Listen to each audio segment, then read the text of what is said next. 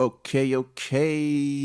DGP 97 coming to you live on a gloomy Sunday morning. What's up, Steven? Howdy. Good morning to DGP fam out there. It's a decent Sunday. We watched some college basketball last night. Shout out to Houston, the Cougars. They came back last night. I think KP hit the hay a little early. Said it's game over. No need to watch. 11-0. What was it? 11-0 run to close it out. Big dub. Sorry, Dookies. H-Town, I'll be honest with you. I was on the other side of the bet, but hey, credit where it's due. I mean, way to make that run, dude. It's been a pretty fun March, honestly. And I know this is like the first time in more than 15 years or so that all top four have been number ones. Yeah, all the top seeds made it into the Final Four. Actually, were some pretty good games. So it's going to be Florida, Houston in the final. I think the women's final is today. It's South Carolina and Connecticut. And that's actually going to be tight. I'm going to watch that one. I think that one's going to be pretty fire. But it has been a good tournament so far. It's going to be sad when it ends because then we just have NBA basketball. And then the dreadful summer of just baseball. Boo. Just baseball and Arsenal signings, man. That's all we got to look forward to. Hopes and dreams. South Carolina women basketball is a good program, dude. I think in the last 5 years or so, they've been really on the up. Yeah, they are top. And then Connecticut is known as like the legacy. They are like the top program historically. So it's going to be a really good matchup. It's a 1-2. South Carolina was a 1 seed. Connecticut's a 2 seed. But they got that one girl. She's bad. She's a bad girl. So it'll be on South Carolina? No, on Connecticut. Her name's Paige Bukers, I think. She's been killing it, averaging like 25 a game in the tournament. Balling, man. She got that Mamba mentality. That's cool, dude. Yeah, women's basketball has been on the rise for sure. So credit where it's due, man. Actually, I guess before we jump into Arsenal men action, do we have an update about the Arsenal women? Let me check. Oh, actually, it looks like they're off this weekend and next weekend. They'll be back Tuesday, April 15, to play against Leicester. So taking a little breather, I think well deserved after the last couple of performances that we mentioned. In a weird way, I know there's a big game coming up on Tuesday for Arsenal, but maybe the men could also just go on break. Like, just pull the plug, man. Oh, man. Sad. That's sad. They need another Dubai trip, huh? Need another Dubai trip. Tough game yesterday, KP. Tough game. I got to say, it started really well. I felt like, hey, this is much better than the Fulham performance. It was on the ups, but got to say, we like to say we played the tapes again. Just a lot of the same stuff going on. Another draw where the 3 points were in hand, and we just left them on the field, man. Absolutely, dude. A game they should have won. Part 11. Yes. 11 draws on the season. Every single draw felt like we were the better team. There was one when we felt like, ooh, actually, it's okay that we kind of dropped those points there. But the rest of them, man, they've all been just a story of this season. And I gotta be honest with you, I share your sentiment that the start of the game was good. There were a lot of changes that were made that maybe we didn't expect going into it. I think on the starting line, Benny Blanco was back. Awesome. I'm glad we played those mind games the weekend before. J20 sighting in the middle. That always gets me excited a little bit. Trossard got the nod to go up top. Sterling was out on the wing instead of Martinelli. And Marino was playing left 8 and kind of reminding us, like, this guy's actually pretty good as a midfielder, right? Yeah, it was a good change-up, I thought. And most of those players you named, I actually thought had decent performances. Nobody had a stinker. Sterling even got on the stat sheet. He got his assists, right? So he's the one guy you're looking at like, he ain't going to do anything today. He actually came with something. It was very apparent on our broadcast here on Peacock. Or I guess it was on USA yesterday. The announcers kept making mention of these are pre-planned substitutions. 45 minutes, 2 guys out, 2 guys in. 60th minute, a guy out, a guy in. I think 70th minute. Like the substitutions were very planned, it seemed.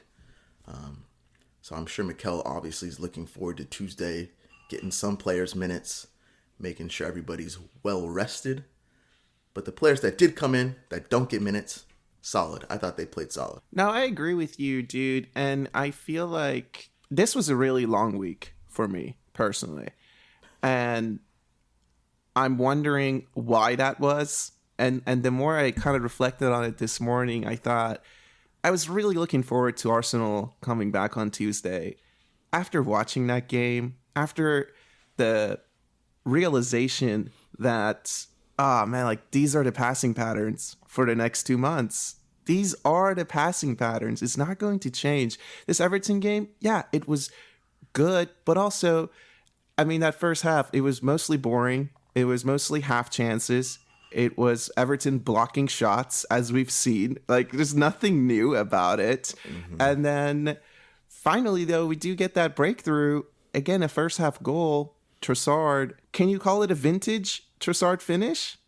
I think you can. It's been a while since we've seen it. It has been a while. He's been cold, but best finisher in the club. That's the type of finish we're used to seeing from him. On his weaker foot. Defender does his little, his little chops. Guy can't keep up with him. He's too quick. Laterally, big finish into the corner. Pickford is known to make some big saves against us. I always kind of feel that way. He's gonna get his against us. But yeah, I thought it was a really good finish. I'm glad Sterling made the pass. To be honest with you, like in that moment, I was like, he's not passing this. He's just not that kind of dude. But he did make the pass. We got rewarded for it. 1-0. I'm feeling good. I really thought we were going to go on to score another one at that point. I love when it goes between the defender's legs. The shot.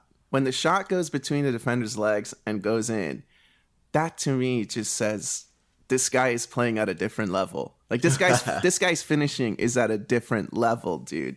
It's class. It's class. We always, people like to say he's not fast. He's not. But laterally, dude, that dude is he's always on one. The fact that he can play with both feet. We like to talk about Martinelli. Does Martinelli score a goal like that? He just doesn't. Obviously, he gives you different attributes, but that's why you have someone like Leo Trossard on the field, is to get you a goal. Like, he's on the field at that point. He's the goal scorer, right? That's the reason he's on the pitch, and he came through for us. Absolutely did. And I kind of share your sentiment that it did feel like, we could go for a second. We could go for a third here. The vibes seem to be on our side, away from home. But at the same time, the game really slowed down in that last 15 minutes, right? I think they added 6 minutes to the first half. That's a lot. For the first half is usually like +2, no matter what happens. So I think one of the big things happened was that Marino, got this huge cut on his head. That really slowed the game down for like a solid 4 minutes. So that didn't help our cause of going for the second goal immediately. Yeah, I mean, we go into half. Did you expect those changes to be coming?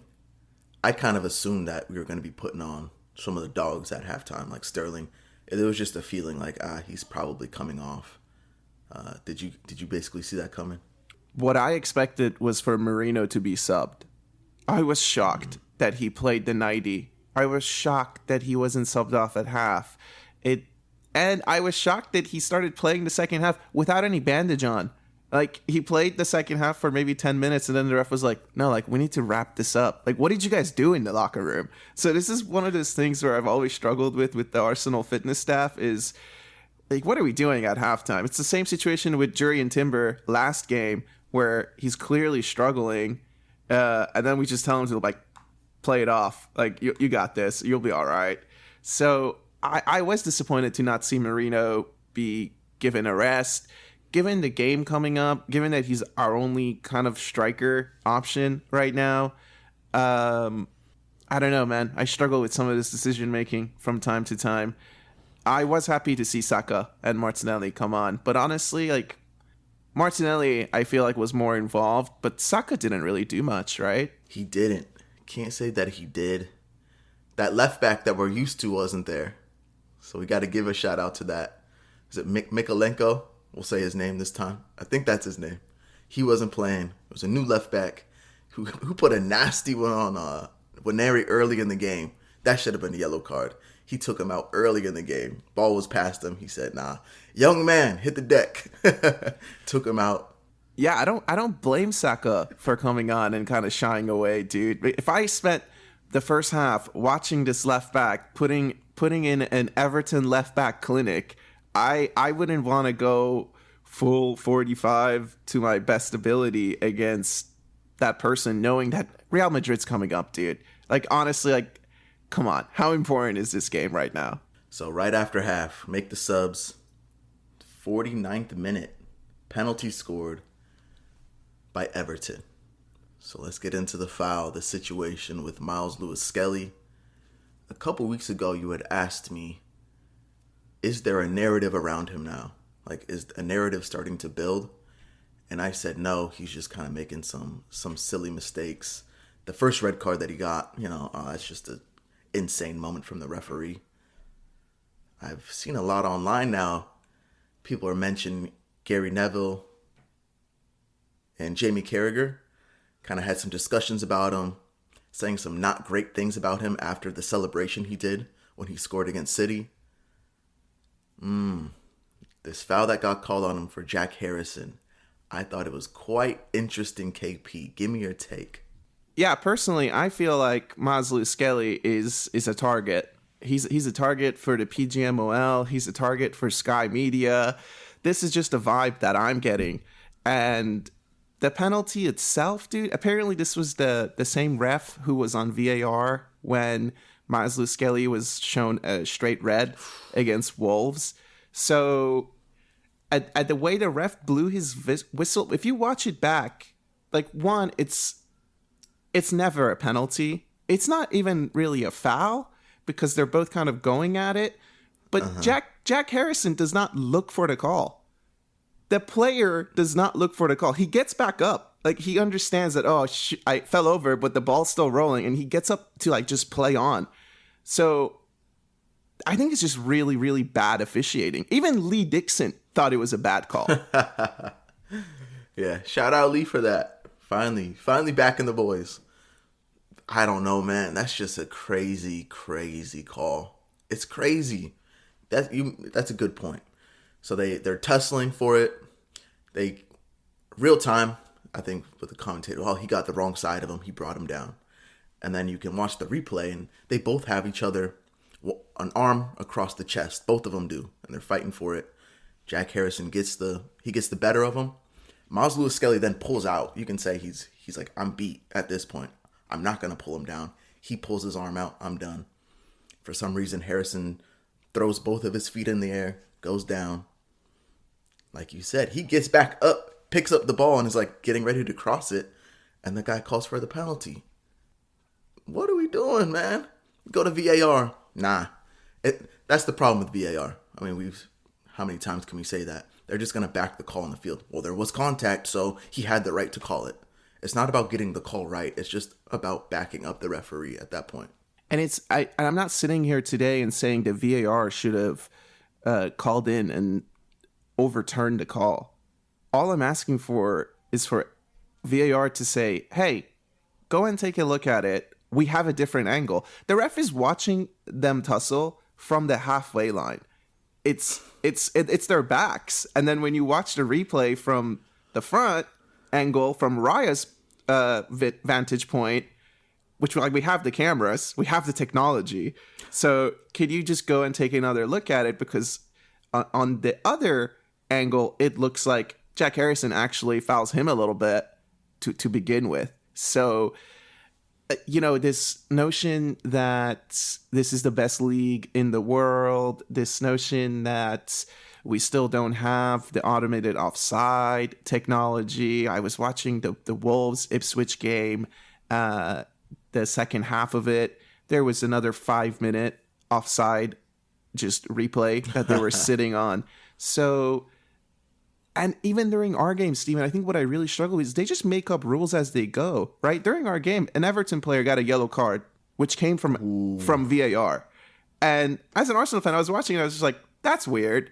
Like, I understand why you gave him a yellow card, but this whole time I thought VAR couldn't intervene. But, like, obviously they intervened for that. So just the picking and choosing is insane, dude. It's insane. The gaslighting is insane, dude. Let's continue with the ref chatter, because there was another big moment for me, and I couldn't understand what's going on, right, referee-wise. So you're right. So that yellow card that dude got in the first half was a deserved yellow card, right? Maybe someone on I want to say on the ARs, maybe the fourth official saw it. They have their own little headsets. They talked to him about it. Maybe because it went to a VAR decision, he gave a yellow card. I'm not sure. The referee did not see what happened, right? He did not see it. We all know that. Later in the game, that same player, Raya's coming out to take he collects the ball off a cross. I think it was a corner. He's running out to then play the ball forward. He's going to punt it. He bumps into the guy first of all, and then he goes to play it off his foot, and the guy deflects it. What do you think about that moment? I think that's textbook yellow card in my opinion, but go ahead. When I watched that and I was listening to Lee Dixon on the commentary, he was saying the ref didn't see it. He's like, here comes the replay. Watch the ref. He was, watch the ref. Watch the ref. The ref is staring at it. He was literally staring at it the whole time, dude. He's like, the ref is turned around. The ref turns around after Raya kicks it. Like, he watches the entire action.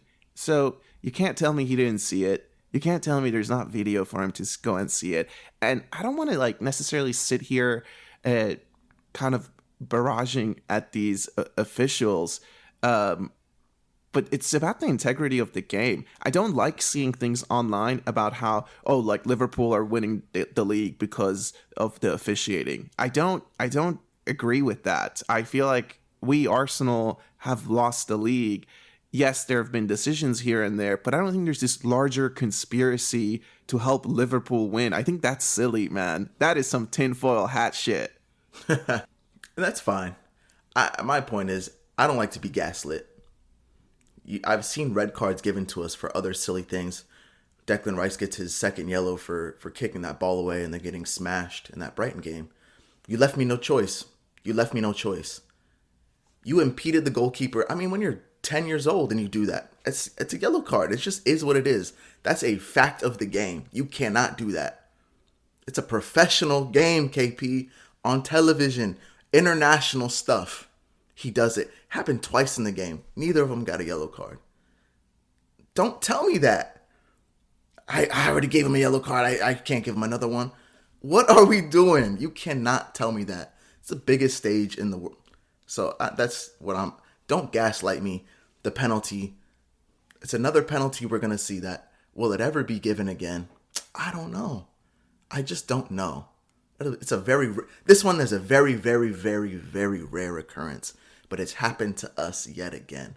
And I do find that to be a bit strange. It is a bit strange, dude. And, we sat here and I told you we watch a lot of football. And the amount of times that I watch Arsenal football, and I think I've never seen that before, is just staggering, dude. And here it is again. I mean, what was it, like a couple of months ago against Brighton when they called that penalty for the clash of heads? And you were like, have you ever seen that be given to Arsenal? This penalty, have you ever seen that be given to Arsenal? So that's the other side of it that is just not necessarily a conspiracy, but just a fact that, like, I've never seen this be given for us. So, like, how are they getting it? That's it. Don't let them gaslight you, because they are gaslighting the fucking shit out of us right now. Yeah, so, I mean, he does step up and he takes the penalty. Good penalty. Sends Raya the wrong way. It was his only highlight, that left winger in Giai. I thought Ben White had a really good game against him for the most part, kept him super quiet. But I also saw some chatter online about David Raya not being so good at penalties. Do you agree with that? I know Raya's your guy, dude. I don't agree with that. I mean, penalties are, first of all, it's all in the taker's hands. That's how I feel about it. Right? If you miss, it's less about the keeper doing something great, and it's about your lack of ability to take the penalty in that moment. I would say what people are saying is he's going very early. And that's probably true. He seems to be going early for some reason. There needs to be a change of technique possibly. But remember Porto? Do you remember Porto? Where were you? It's the only game I remember, dude. Yeah, where were you guys at? That is the only game you remember. I remember it, and he made some stops. So I don't have a... If penalties is your weakest thing, that's fine with me. I feel like it's strange. It's strange to turn the whole situation and say, well, David Raya is not good at penalties. Like, where did that come from? I feel like, what was it? Earlier this season, we just saw him save a penalty against Atalanta away. It was a double save too, right? He dove to his left, saved it, jumped up, dove to his right, saved the header. So I don't know, man. And Arsenal historically, like, have we had penalty savers? I don't know, man. Even when we signed Petr Cech, I don't think he saved penalties, and he was great at saving penalties. Yeah. It's the least of our worries, right? It's the least of our worries. So I think put that chatter in the bin, dude. David Raya, he had a good game overall. He made the saves that he needed to make. Sure, there goes the penalty. After we conceded, I did think Everton were on top for like the first 5 minutes after a goal. They had another chance to maybe score, but kind of fittered out afterwards. It was mostly Arsenal again, controlling the game, dominating, as they like to say. And then we did have a couple of nice free kicks, however, that actually were on target. Shout out to Declan Rice. That one, he put a lot of power behind that. When they're standing over the ball, I'm like, just let Rice take this. That's who I want to take it. Let this man take the free kick. He did it. Smashed it. It was right at Pickford. So, like, not like a great save or anything, but getting a free kick on frame. I love that. Not into the wall. Not wide, actually on frame. Love that. Yeah, and getting free kicks in and around dangerous areas. I think that was something that we've also maybe lacked a little bit, right? Most of our free kicks are in areas where we can whip them in. But this one, I think, came from a really, really incredible run from Miles Lewis-Skelly, who, after the penalty, I thought was locked in. Like, he was trying his best to make peace with what had happened. And I appreciated that. Again, we see the mentality from this young kid, dude. Yeah, got to give a shout out to that run. That's big time stuff. I remember when we played Villa and Morgan Rogers. I've watched other Villa games. Morgan Rogers goes on a run. People can't stop glazing him for it. It's just like, oh my God, look at this run. Oh my gosh. It's like, I would love for 18-year-old kid marauding through the midfield against Everton, right? And Tarkowski had to just put a slam. He put that tree trunk of a leg out and put him down, and then looks at his team like, "Come on, somebody do something, do something! I have to take a yellow card for this." So that was a huge run. Obviously, got the free kick. I think Jorginho won a free kick right outside the D, using his wits, right? I loved the free kick that he drew, dude. It's vintage J20 for me, bro. Absolutely. Using his smarts. Stick your leg in. Oops. I'm going down. And I'm screaming. I'm going down. The slowest fall I've seen, bro. Oh. I mean, I'm trying to think of other great moments. I think you have one here. I don't remember this one. Go for it. There was one moment where I think they ended up calling it a foul or maybe offside. Kiwior played a ball over the top where Trossard was through. He had like a shoulder to shoulder with the defender. It didn't look like a foul to me. And then he hit the volley, which was going in. But I mean, what a save. There's the Pickford we know, dude. There's the Pickford against Arsenal that we know. I saw people talking about this one, and I think we're both on the same page. And it was more of, you have to finish that. Where's the finish at? It's like, that's a tough situation. And if anybody's going to take that, I'm choosing Trossard to hit it, right? So I thought it was a good hit, even better save in that situation. But people were kind of dogging Trossard for not putting that in the back of the net. That's weird, dude. It's probably the same people who are saying David Raya is not good at penalties. So don't get too hung up on these thoughts, dude. Keep them to yourself. Those Twitter fingers, man. Listen, I think Benny Blanco, we touched on a little bit. Do you have any comments about him? It was great seeing him back. I think that was the first or second minute of the game. Straight away, he hit an overlap on the right wing. Oh, yeah. Got around Sterling, put in a nice little ball. Excuse me, it wasn't around Sterling because he put in a nice ball to Sterling. And Sterling, the shot got blocked. But immediately, I was like, yeah, this dude's back. Like, he's ready. The yellow card in the first half that we were talking about where the ref didn't see it and the VAR might have said, give him a yellow. We don't know what happened. That was Ben White, right? So I think there was some shithousery going on. So yeah, we back with Ben White, and I'm happy for him. It was really nice to see the overlaps, dude. And I have to be honest with you, though, before we kind of wrap up the game, Ethan Nwaneri, I think I got to talk about him again a little bit because I just thought, not a great first half. Like, we're starting to see maybe why he wasn't getting the chances early on in the season. And we're starting to see how these moments are just for him to learn and develop, like what it's like to play against a Premier League left back at Everton. That's what it's like, young man. So start getting used to it if you're gonna be on the wing.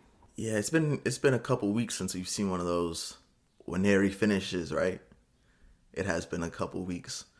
I think people are being very physical with him. Like, I think that's just the bottom line. Teams are saying, hey, we're going to throw our body into you. Whereas Lewis Skelly, I think he is his own physical prowess to him. So you can't do that as an opposition. But Nwaneri's a little bit more slight. He has more of the teenager body, I think. So they're going to put him down a little bit. That's the way it goes, man. Yeah. Probably, dude. All right, well, let's start transitioning to the Madrid game, a little preview action. Before that, there's only one person to talk about. Player of the game. The babyface Polish assassin. Wow. Jakub Kiwior. Back at it, Giving a man dude. of the match. Giving a man of the match, huh? That's what the broadcasters gave. Wow. I love that from you. Go on. That's the only player we didn't touch on. Obviously, I think we're going to have to talk about him a little bit. So we didn't touch on his performance at all. Give it to me. I thought he had a good game. Honestly. By his standards, that was a good game, dude. I felt like usually when we watch Arsenal and it's Big Gabby and Saliba, I often find Saliba on the ball. But watching the Everton game, I felt like Kiwior was on the ball a lot more. And that really helps him, I think. And there was a few times where Everton players were pressing him as if he's like the sick deer, you know? But he got out of it. He kept his calmness. And he had a few really nice passes that he's really good at playing that ball over the top. Couple of really nice passes, and he had a few good blocks. I think early in the game, especially like within the first 10 minutes, he had a really nice block. So credit where it's due, man. Am I still really scared going into Tuesday if he's on the starting sheet? Absolutely, but hopefully this helps him a little bit. Yeah, scared to see him on the starting sheet Tuesday. That is the question, man. Will he be on the starting sheet Tuesday? I think he will be. Thought he had a good performance. Didn't let us down at all. There's always a few moments from him that he didn't. He did look good on the ball. I got to give him credit. A big ball to Trossard. He tried a few long balls into the channels, whether they worked or not. I say it doesn't really matter because we're trying it. It's something different. Those typical passing patterns. Calm on the ball. Got out of presses. I think there was quite a few moments where the way they kind of pressed him, you're spot on calling him the sick deer. I think they figured they could get him a few times if he kind of eased his way out of it, whether it's playing it back to Raya or playing it over to Saliba. They put him in some interesting press situations, but he seemed calm about it, and I really like that. That's confidence building stuff. But man, starting sheet on Tuesday, I think he has to be. I really just believe he has to be. If we have another player healthy, like if Ben White was healthy, I want to see either Timber or him in the center back and vice versa on right back, right? So either Timber White on right back, center back, Interchange. I don't really care. But White is not healthy. I don't think he can do the job versus Vinny, man. I just don't. So I want to see Timber out there on Vinny. And then who do you put at center back? I think it has to be Kiwior. Yeah, I mean, I guess I'll start with the simple question. Will we see 5 in the back? I think simple answer, no. So therefore, I imagine Kiwior will be on the starting sheet. It's worrying, but like it is at home, the game. Of course, they have players that can punish us. Their midfield, though, is not... It's an aging midfield, dude. I do feel like our midfield, if we really step up, we could dominate the game. But what's that going to get us at the end? A counter Real Madrid goal? Yeah. Maybe, dude. I mean, it's hard. Like, we struggled against Pickford to score, and I think Courtois is going to be in goal. So, like, how much can our finishing really get us across the line? You know, there's a lot of mentions of, Real's not as good as they used to be, blah, blah, blah. I don't buy into any of that. This is their competition, man. Who's put them down? Who's going to put them down? Like, I don't know. Is it going to be the Arsenal team that this is their second Champions League run? I kind of doubt it. I doubt it. I think we're the underdogs going into this. Well, Arsenal women put them down. So big shout out there, right? Let's enjoy that for a hot second. Besides that, Arsenal men, I mean, Real Madrid lost on Saturday to Valencia 2-1. Vinny missed a pen, actually. And my friend who's a big Real Madrid fan, I spoke with him. He said that they rested a good amount of players, kind of looking ahead to Tuesday. Same approach that Arsenal took. It is going to be a big occasion, though. It is going to be a fun game to watch, and I just forget the back line. I don't know what the attacking line is going to look like. Martinelli. I think Martinelli's a lock. I believe Saka is going to start, and Marino back in the 9. That's what I would say. I've heard a lot of chatter, and I'd like to see what you think. There's 2 ways we approach this game. We either sit and let the game come to us, use our defensive prowess. That's our strongest point, I think, is our defense. Or because we have Kiwior and we're running on fumes, the approach will be go for it. Just go for it. Open things up. Try to make it a ragtag type competition. We're talking like a 6-4, 5-4, 7-6 on aggregate, just a high-scoring affair. I don't think that's going to happen, but I've seen a lot of people talking about it. What is your perspective? No, I think on aggregate, I'm looking at a 3-2. That's probably my aggregate scoreline. For this one, I just hope we win. I don't care. If it's a 1-0, I'll take it. If it's a 1-1, I think I'll take it. Anything more that we score, the better. But I mean, if it's a loss, Steven, I share your sentiment that we're the underdog. I was looking at the odds makers before hopping on, and it looks like Real Madrid are actually like plus 210 versus Arsenal being maybe plus 130. So the odds makers seem to believe Real Madrid are underdogs, but I don't share the sentiment. I do feel like odds makers are usually right, though. Yeah, they typically are right. I don't understand why that would be with the current squad we have. If we are going in strong, I like our chances, especially in the home leg. I like our chances. But at this point, man, I just don't. We say this almost weekly now since we've gotten our injuries. Do you actually expect anything different? You had mentioned 5 in the back. Do you actually expect the game plan to change at all? Or do you think we go in here with the let's dominate this game? You know, I was watching a game against Everton, and the last 20 minutes, it was Declan Rice at the 6, Marino at the left 8, Martin Odegaard at the right 8, Saka, Trossard, Martinelli. And when I was watching it, I thought, I'm okay with this midfield and attacking line starting against Real Madrid. Because then I also can see a TP5 starting at right back against Real Madrid. That would be the other sort of wrinkle that I can see the manager trying out to maybe he splits the center back position. Like maybe that's one way that you can keep Kiwior on the bench. Wow. So you just said you're basically your front six, but your back four. You're saying Lewis Skelly, Timber, Saliba, and TP5? Yeah, I can see that. Wow. So then give me TP5 versus Vinny. Oh, yeah. I mean, it sucks, dude. I'm not going to lie to you. But it's at home, and I think that we would try to keep the ball. Like, we would keep ball. Our goal would be to have 70% possession by the final whistle. And you kind of become this back three almost with Saliba, Timber, Louis Skelly. You ask Martinelli to put in a shift coming back like a horse that he does. And you just try to limit the ball going to that side as much as possible.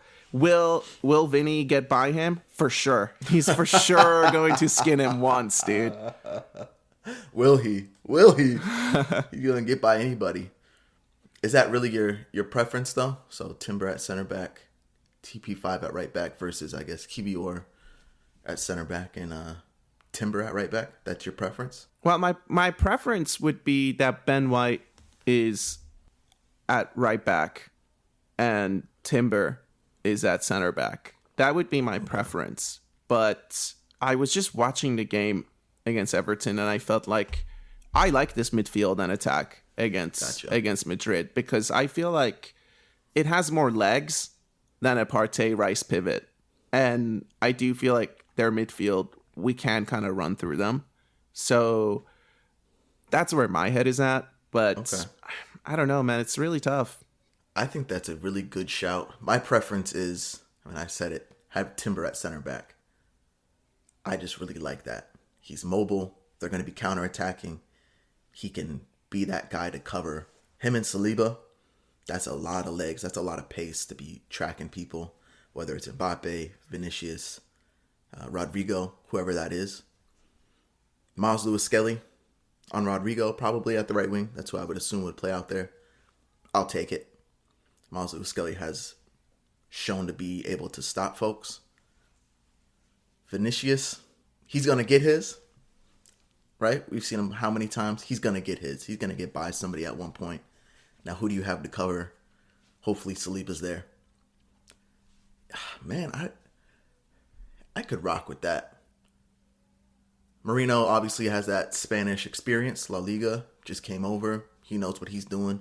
Hopefully, he can tell the folks what's going on. And then, obviously, you got Martinelli, the best left wing back we have.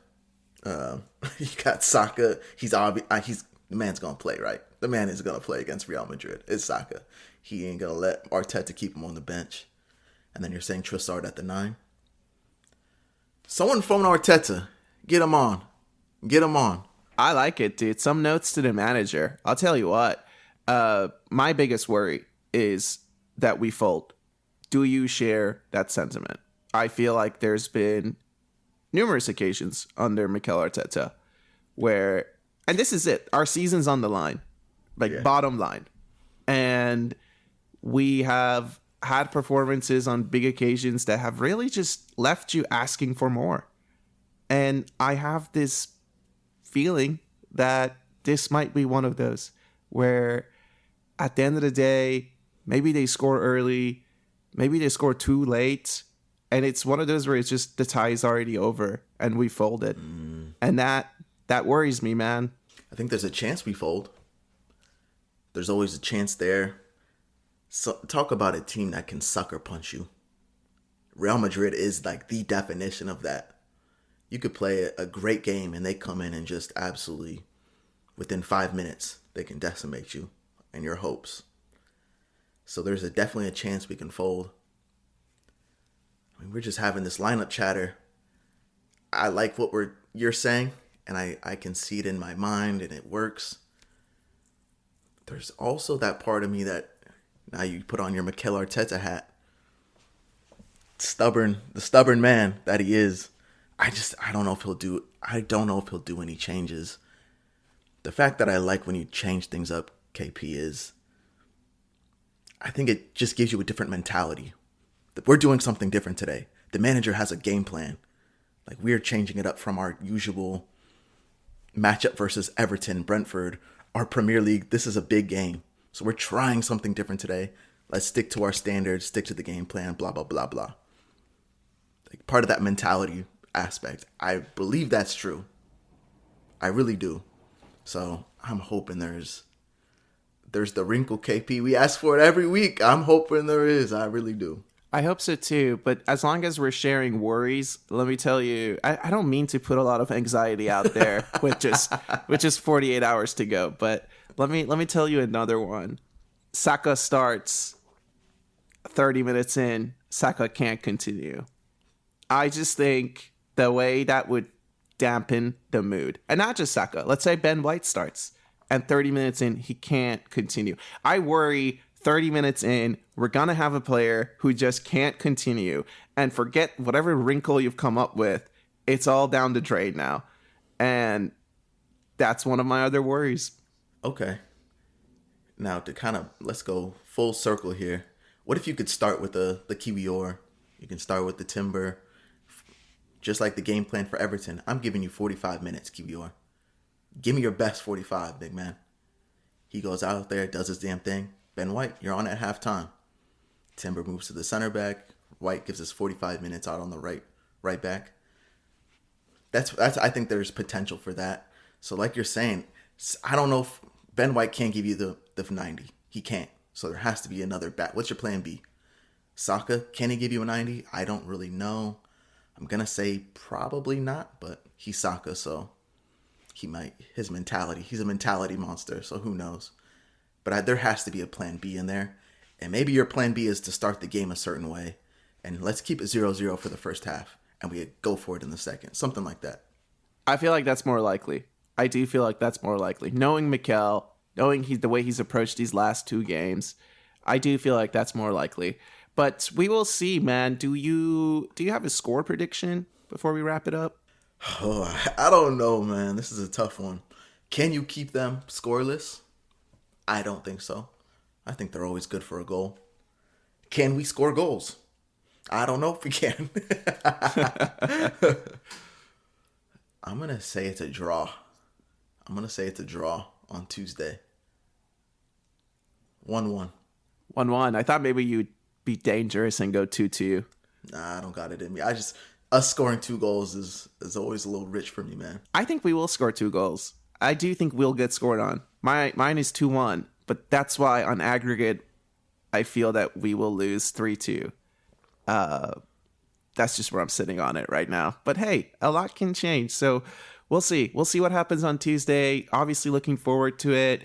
Before we wrap up the pod, should we go around the league a little bit? There's been some announcements hitting the ether. I don't know if you saw or not. Kevin De Bruyne is saying goodbye. Yeah, respect to KDB. I mean, he's a Premier League legend. I'd say he's in that top midfield of all time for the Premier League. Caused us a lot of pain throughout the years. Also, it was a joy to watch at times when he wasn't playing the Arsenal. I mean, to me, in my watching, I'd probably say he's other than like an Arsenal player, he's probably my favorite midfielder to watch. Overall, he's always got something in his locker all the time. Just a baller, dude. I think gotta give him a shout out for all the highlights that he blessed us with. There's no rivalry in that, you know.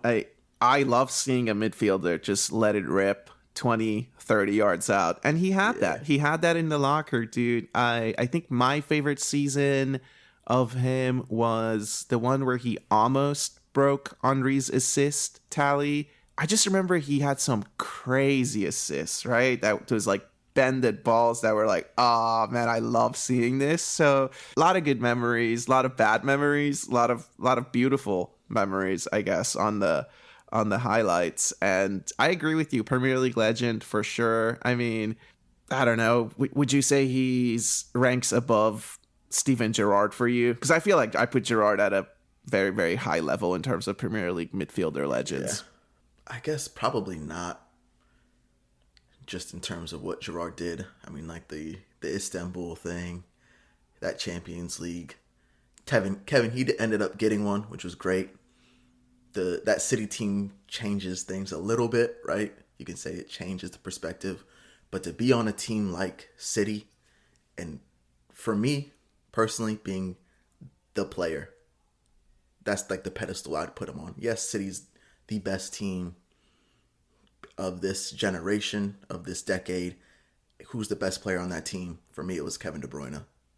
So that in itself is an accolade. Yeah, no, that's well put, dude. And I think the Manchester Derby is today on Sunday in a couple of hours here. So I think it's away at Old Trafford. It will be interesting to see if he gets on. He hasn't really been playing that much this season. So I don't know what kind of farewell he will get. I imagine it'll be more near the end of the season. But should be a good game in terms of goals, hopefully. Has to be a good game. Let me pull it up real quick. It's at Old Trafford. So home game for United. I'm going to back United in this one. They're due. Come on, they're due. I'll give them this win. This is a good one because there is no investment, I think, in either squad. I guess City's trying to make sure they get the top four, so they do have some investment in there, but they're having a rough go. And United, they have nothing to play for, so hopefully they give it their all. They can play the bogeyman. I like your shout. I also have a feeling that United might be able to pull a rabbit out of the hat for this one. The top four race is heating up, man. I saw that Forest lost to Villa 2-1. That was helpful to Arsenal, now having a 5-point gap over Forest. That gives me a little bit more comfort with 7 games to go. But that top four is tight. Really tight. So looking at it now, we're 10 points. We got 10 points on fourth, which is Chelsea. Chelsea sitting on 52. We're on 62 points. City is in fifth. City and Villa, fifth and sixth, 51. Right below them in seventh is Newcastle at 50. So we're talking a 2-point gap between seventh and fourth place. Tight. You want to make a call? Who you think is going to get top four? I think Aston Villa are going to sneak in. Okay. Good evening. I hit him with a good evening. That's kind of how I'm feeling right now. I think Villa have good game changers, and we know about their backline, midfield, and the goalkeeper especially. So I'm backing Villa to make a real run for it and get into the top four, pushing City down to fifth, maybe even sixth if Chelsea continue on. It's the only kind of fun thing left about the season because the relegation fight also seems to be over. So kind of wrapping up early this Premier League season, man. How are you feeling about the top four? I honestly don't know. It's what's funny about those top 7 teams. All of them have a positive goal differential, double digits, that top 7, except Villa, sitting at 0 goal differential. They're at a fat 0. They got the goose egg. But they seem like a really hot and cold team.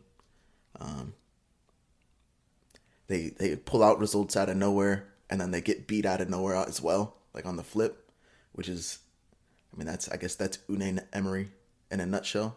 I'll back City to get top 4, just because until someone can knock them off that pedestal, I'll back them for that. It'll be United later today. Watch it. No, that's a fair shout, dude. I guess you got to back the money. I did mention that the relegation fight is basically over. There was a big game, Ipswich and Wolves, basically the last two kind of trying to fight for that survival beat, and Wolves were down 1-0, came back and won the game 2-1. So it looks to be all but over for the teams that were just promoted.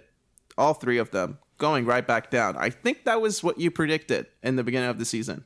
I think so. I think you had Wolves, right? Wolves had that terrible start. They had a terrible, terrible start. and you said Wolves going down, but they're gonna do the damn thing, huh? Hey, I said Wolves were going down before the season started. Okay. And then they went on a terrible run. But I just had a feeling about Wolves. I thought their time was up. But hey, good for them. I like their club culture. I like the way they play. You know how I feel about Wolves. I do think they also produce good players. We should try to buy one or two of them. They have that left back that I know Mikel likes.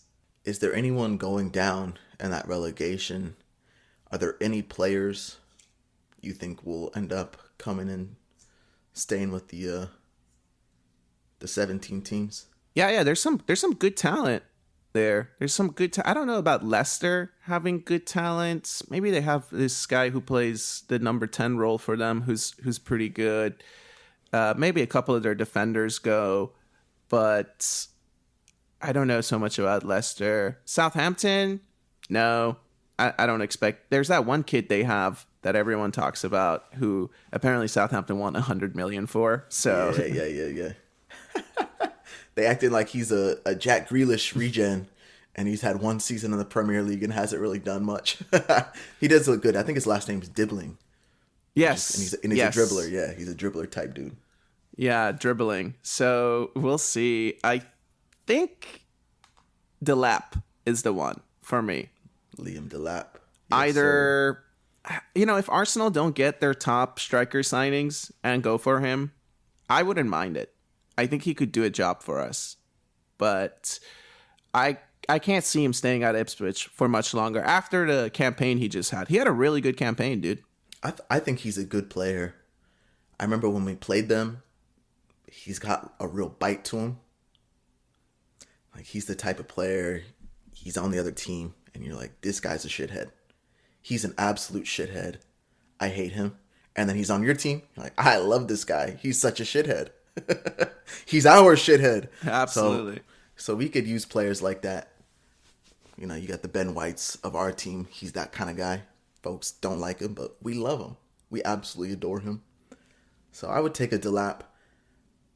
I saw something this week, KP, and I'm really fond of the idea is getting two strikers. Maybe you get one really your top signing, and it's not Isak, but of the Sesko, Gyökeres, one of those Akite, one of those types of guys, and then you get a second one just cause, right? And then you can use Havertz maybe in a different way. It's interesting because now Marino having a decent showing at the end of the season. What will his role be next season? To me, he's shown, I don't really think he's a starter. He's probably a role player, like a squad player. But what are you going to do with Havertz then? Because Havertz has proven to be very reliable. He's consistent, and he's going to put the energy into the squad. So I kind of like the idea of why not get another striker? I don't think Jesus is going to be coming back to us very soon. I think he's kind of hit the end of the road. He's on a huge contract as well, so that'll free up a lot of space once that happens. I don't mind the idea of getting two strikers this summer. No, I like the shout. I do, especially because it's hard to go and get a midfielder and convince them that you're going to be a role player. Any midfielder we sign now is going to be a role player, right? Because I think Declan Rice is probably going to move to 6.